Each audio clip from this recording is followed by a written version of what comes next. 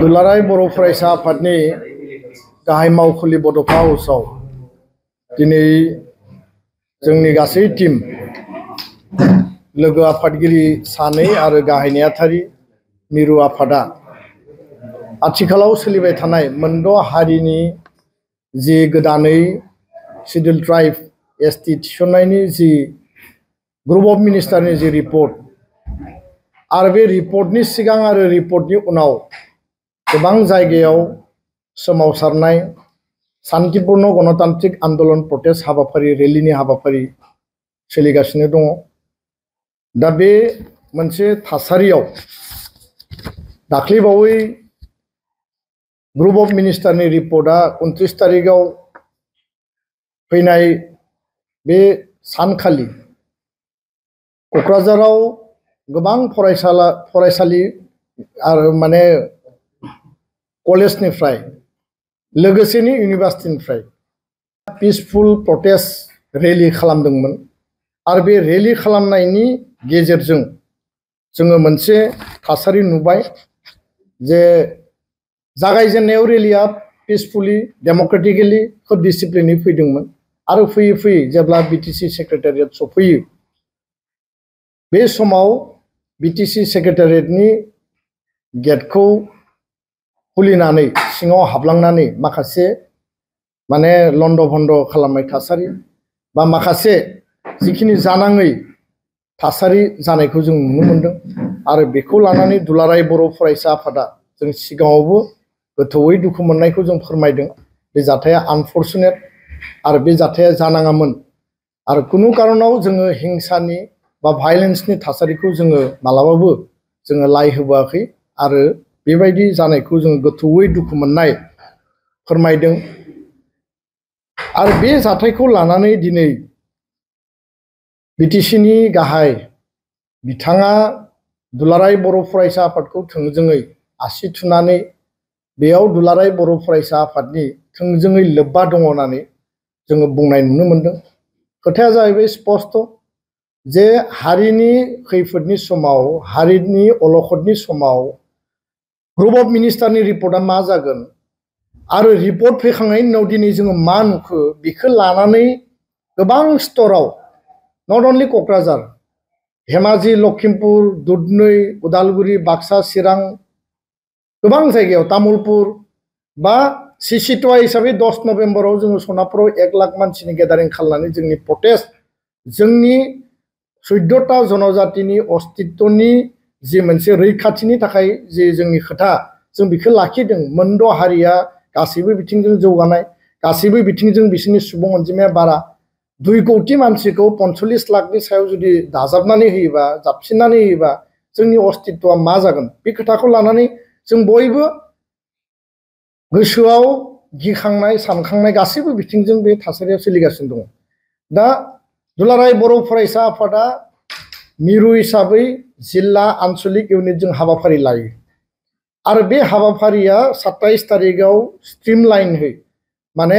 Torch रेली माने बनजार लानानै रेली खालामनाय आरो प्रतिबाद खालामनायनि हाबाफारिया स्ट्रंलि जालांबाय आरो सरकारा बेखौ लानानैबो एटेनसनाव गोलैदों। राभा फरायसा आफादा खालामदों, टिएमपिकेआ खालामदों, गुबुन गुबुन जायगायाव खालामदों। दा फैयै फैयै 29 तारिखआव जि जाथाय जाबाय बे जाथायाव जोंनि क'क्राझाराव थानाय गोबां माने कलेजनि आरो क'क्राझार इउनिभार्सिटि बड'लेण्ड इउनिभार्सिटि गुबुन गुबुन कलेज गासैबो फरायसा फरायसुलिया स्पन्टेनियासलि बेयाव ओंखारलांदों आरो बिथांमोना 25 तारिखनिफ्रायनो आन्दलन खालामदों। साइन्स कलेजआ खालामदों, बड'लेण्ड इउनिभार्सिटिया खालामदों, क'क्राझार इउनिभार्सिटिया खालामदों, गुबुन गुबुन कलेजआ हाबाफारिखौ लाबाय थादों गावबा गावनि माने प्रटेस्ट आरो फरायसा फरायसुलिनियाव गिखांनाय आरो सानखांनाय दङ जे जोंनि भबिष्यतआ मा जागोन जोंनि एडमिशन जोंनि रिक्रुइटमेन्ट दा अल इन्डिया लेभेलावथ' दिनै जों जिखौ बुजिबाय एसटिआ मोनसेयानो पाके प्रकारेबाबो मोनद' हारिखौ एसटिनि शिड्युल ट्राइबनि पेकेजावनो सोनानै दोनबाय। आसामावसो 3 भाग खालामदों, अल इन्डियायाव जों मोनसे मिनाया दिनै अल इन्डियानि इउपिएससि आइएस आइपिएसखौ कब्जा खालामो। Railway banking staff selection commission दिनै जुदि एम्सआव आईआईटियाव बा एनआईटियाव बा नोङो जुदि IIM आव एडमिशन लानांगौबा जों गासैबो बिथिंजों जों धुलिसात जालांगोन गासैबो बिथिंजों जोंनि रावबो फरायसा फरायसुलिया बेयाव जागाखौ मोननाय नङा खारन सेन्ट्रेल इउनिभार्सिटिनिफ्राय जागायनानै कम्पिटिटिभ एग्जामाव मिनानि उनावनो दिनै टाया हमा फैगोन जोंहा टाया हमजों गाज्रि मोननो गोनां खोथा गैया किन्तु खोथाया जाहैबाय जे बिसोरो गासैबो बिथिंजों एडभान्स बिथांमोननि लिडारफोरा बुंदों जे जोंनो एडुकेशननि रिजार्भेसन नाङा साख्रि बाख्रिनि रिजार्भेसन नाङा किन्तु एसटि माने गासैबो कटाखौ बिसोरो एन्जय खालायगोन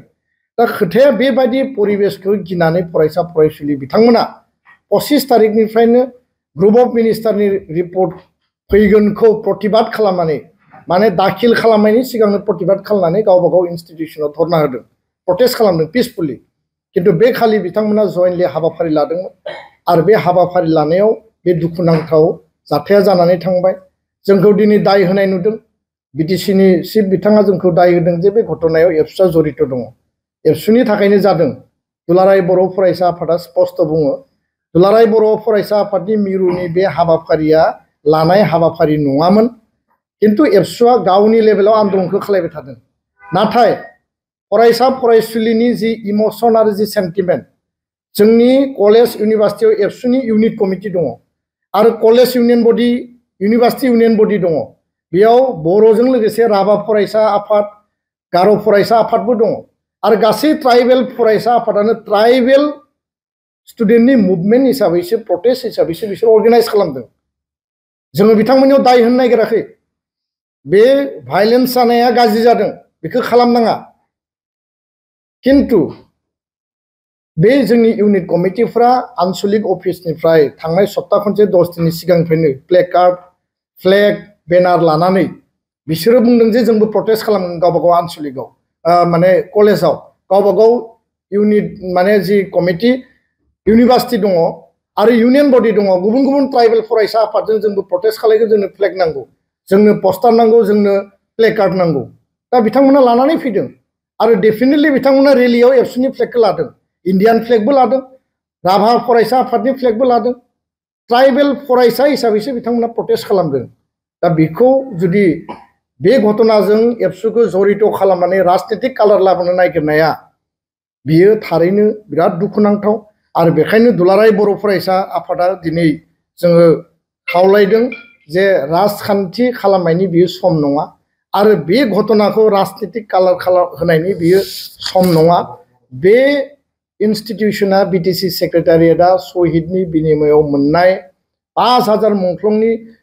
शहीदनि बिनिमयाव थैनि बिनिमयाव जों दिनै बिएसि एकर्ड बड'फानि बड'लेण्ड आन्दोलनजों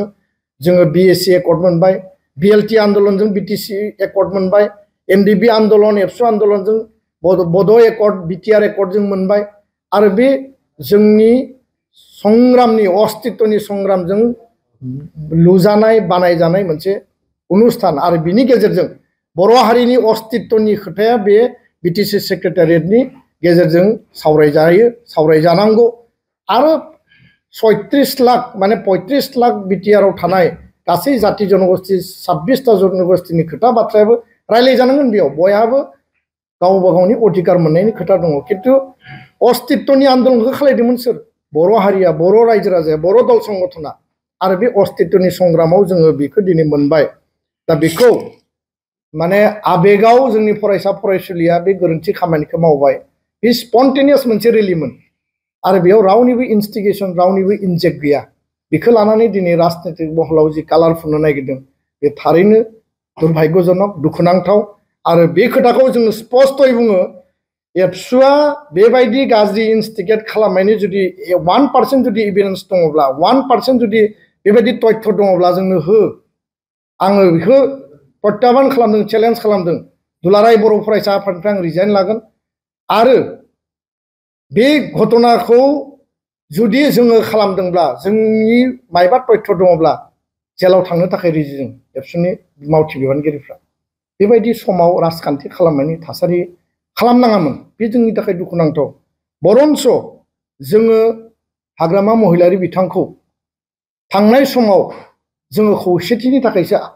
खावलायबोदों खौसेथिनि थाखायसो जों रायलायबोदों आरो 2005 सनाव बिटिसि एकर्डनि उनाव मदद खालामनाय नंगौ माखासे समाव इसु भित्तिक इउपिपिएल दलखौ मदद खालामदों आरो 2005 सनावबो हाग्रामा महिलाखौ जों मदद खालामदों दा एबसु माने इउपिपिएल माने एबसु बे खोथाफोरा दिनैनि तारिखाव फैनोनो नाङा इसु भित्तिक मालाबा एबसुआ इउपिपिएल खौ मदद खालामदों बिनि मिनिङा बे नङा जे इउपिपिएल माने एबसु माने इउपिपिएल एबसुआ जाबाय जातीय संगठन एबसुआ जाबाय फरायसा आफाद इउपिपिएलआ राजनीतिक दल बिसोरनि प्रिन्सिपाल आइडियोलॉजी दङ बिसोरहा संबिधान दङ राजनीतिक दल हिसाबै बिथांमोना सोलियो बेखौ सरजाबनायनि खुनु खोथायानो गैया बिनि सोमोन्दोनि बाथ्राखौ बुंनायनि खोथायानो गैया जोंथ' बयखौबो बिदा फंबाय सानो हाग्रामा महिलारियानो जा रबिराम नार्जारियानो जा प्रमद बर'आनो जा इउजि ब्रह्मआनो जा दा दला आलादा आलादा बिथांमोना दल खालामदों राजखान्थि खालामदों एबसुखौ मानो गेजेराव लाबोयो आं बुंदों जे इसु भित्तिक जों मदद होदोंमोन खिन्थु दिनै जों रावजोंबो गैया जोङो इन्डिपेन्डेन्टलि दुलाराय बर' फरायसा आफादा जातिनि सार्थ अस्तित्वनि थाखाय जों खामानि मावदों दा बेखायनो बे खोथाफोरखौ ब्लेम गेम खालामनानै दिनै जोंनि गेजेराव दावस्रा दावसि लाबोनाय खौसेथिखौ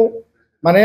उद्देश्यआ मामोन जे 6 जनगोष्ठी जनजातिकरण किन्तु दिनै उद्देश्यखौ रायजोफोरनो खिन्थानानै होदों जे एबसु माने इउपिपिएल माने एबसु बिराद जथेस्थ बियो दुखुनांथाव आरो थांनाय दिल्लीनि हाबाफारिनि गेजेरजों दुलाराय बर' फरायसा आफादा जों घोषणासो खालामदोंमोन जे जों गोख्रैनो दिल्लीनिफ्राय थांनानै हाग्रामा महिलारि बिथांखौ जों लोगो हमगोन लोगो हमनायनि कारना जाबाय बर' एकर्ड इमप्लिमेन्टेसन जानांगौ बर'फोरनि अस्तित्वनि जि मोनसे जोंनि मोनथायनि जि अधिकारनि जि खोथाफोर दङ बेखौ लानानै जों गुवार गोथौयै बिथाङा जिहेतु काउन्सिलनि मुरब्बी जाबाय गोदानै सरकार दाबाय आरो काउन्सिलनि मुरब्बी हिसाबै जोंहा रायलायनाया जोंनि डिउटि आरो रेसपन्सिबिलिटि आरो इभेन 29 तारिखाव जि घटनाया जाबाय बे जानाय सानखालि बिनि सिगां बरमानि आन्चलिक अफिसाव 25टा बर'नि माहारियारि आफाद गौथुम धोरोमारि आफाद गौथुम बयखौबो लानानै एबसुआ गोथौयै गुवारै 6 कमिउनिटिनि एसटि होनायनि सायावसो जों गुवार गोथौयै सावरायबाय थादोंमोन आरो बे सावरायनायाव रिजल्युसनानि 1 नम्बरानो दङमोन 25टा जातीय आफाद धोरोमारि आफादा हाग्रामा महिलारि बिथांजों गोख्रैनो सावरायगोन एमपि बिथांमोनजोंबो सावरायगोन मन्त्रिजोंबो सावरायगोन एमएलए आरो स्पिकार बिथांमोनजों सावरायगोन सरकारजों रुलिंजों अपोजिशनजों जाय जेराव थाया मानो हारिनि खैफोद बा अलखदाव जों खौसे सावरायनानै बेखौ जों बोरै गाबथानो बे सावरायनायनिसो डिसिसन लादोंमोन बिथांखौ लोगो हमनो गोनांमोन किन्तु बिथाङा दिनै जोंखौ आसि थुनानै दाय होनानै कालार फुननानै जेरैबायदि जोंखौ सावरायनो लामा पेसेज बानायनायखौ बन्द खालामना होनाय बायदि जेरै खालामबाय बे जोङो बिराद दुखु मोनदों आरो जों दिनैबो राजि बिथांजों सावरायनो थाखाय दिनैबो जों एग्रि बिथांजों सावरायनो थाखाय कारन अस्तित्वनि बे संकटआव जोङो बिथांजों सावरायनांगोन आरो बिथाङा बुंदों जे एबसुआ गोजौआव थांनानै सोरजों रायलायनानै मा बुजाबुजि जादों बेखौ आं मिथियो जों रावजोंबो जेबो बुजाबुजि जायाखै बुजाबुजि जानायनि खोथा गैया जोंनियावबो गोबां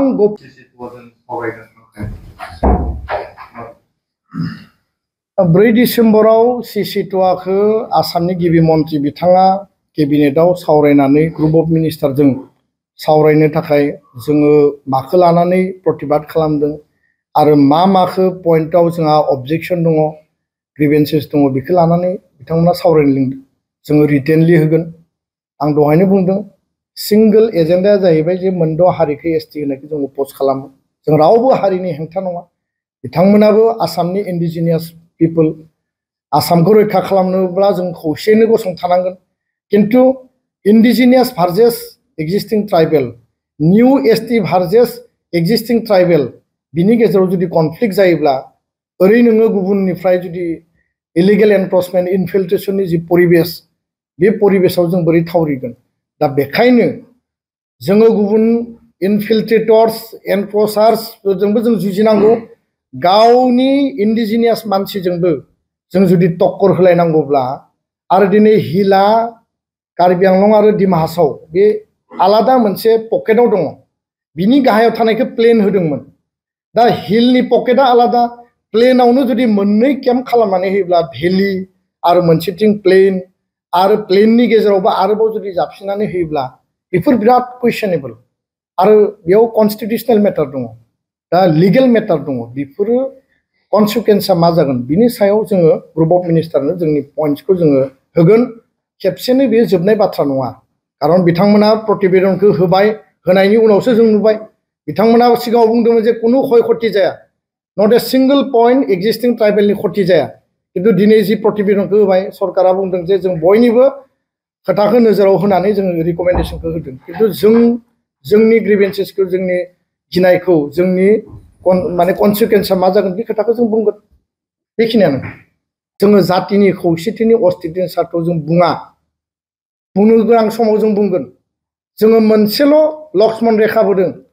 अल इन्डिया लेभेलाव कम्पिटिटिभ एग्जामाव इन्स्टिटिउसनाव रिक्रुटमेन्टआव एपइन्टमेन्टआव एडमिसनाव जोंथ' सेसखा धंस मिनानि उनाव टाया हमफैगोन राजबंशीफोराबो जौगानाय आपार आसामनिया मिडल आसामनिया दा बिसोरजोंथ' जों सेस सुतियाफोरजोंनो जा गुबुनजोंनो जा बिनि अनगायै आसामनि रिजार्भेसना मा जागोन पलिटिकेल रिजार्भेसन सीट रिजार्भेसना मा जागोन एसेम्बलि पार्लियामेन्ट बिटिसिआव आनडिभाइडेड गवालपाराया क'क्राझार चिराङा गोलैयो बेयाव 15टा बिटिसिनि एमसिएलए सीट फैयो मोनथाम एमएलएनि एसटि समष्टि फैयो आरो क'क्राझार एमपि समष्टिया एसटि समष्टि जोंहा राजबंशीजों सान्थालजों आदिबासीजों हिंसा जानो गोनां गैया बिथांमोना बिथांमोननि अधिकारनि बाथ्रा बुंदों अधिकार मोनथों बिथांमोना गावनि खोथाखौ लाखिगोन बिटिसिआव बड'लेण्डआव गोबां कच राजबंशी सान्थाल आदिबासी दङ बिथांमोननि माने रैखाथिनि बिथांमोननि भबिष्यतनि माने सामाजिक रांखान्थि जौगानायनि खोथा राव थुनलाइ हारिमु जौगानायनि खोथाखौ जों लांनांगोन किन्तु बर' राभा गार' हाजं 2003आव जि समाव बिटिसि क्रिएट जादों